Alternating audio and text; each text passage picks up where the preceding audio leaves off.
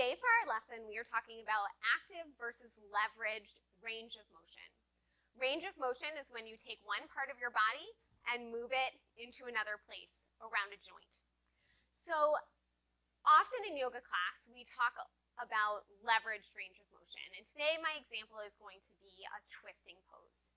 So leveraged means that we are pushing against something in order to help our body move around the joint. We might be pushing away from the floor or away from another part of our body. Active range of motion eliminates that pushing element. It forces our body to do the range of motion, to perform the range of motion completely on its own using just musculature and fascial ability of elasticity and mobility. What we don't usually get enough of is this active range of motion. And sometimes our ego comes in because active range of motions tend to be smaller or less impressive looking than a leveraged range of motion. And we'll see that in a twist. So if I were to come down for a low lunge twist, an example of a leveraged twist would be to take my elbow against my knee, press my hands together, and push my elbow into my knee in order to leverage myself into this big twist. Now this can feel really nice on the back.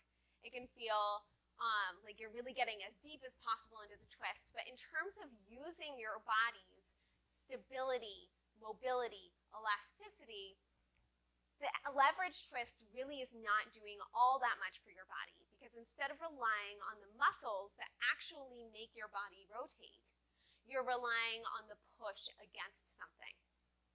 So an example of that same twist, unleveraged or active, would be to come in, maybe take your hands to your shoulders, take that same angle of your chest, and now just using musculature, rotating your body around. So now, whereas before I had this wonderful knee to press on and crank myself around, now I'm using just the muscles through my abdomen, my functional line on the back side of my body, to rotate myself, exhale myself into this twist. Coming back into center. So the difference between leveraged and active movement, active range of motion, really is in how much you are engaging your body. Leveraged range of motion does not fully engage all of your muscles, does not fully engage your whole body. There are definitely times and places for it, depending on your focus in your class or your movement practice that day.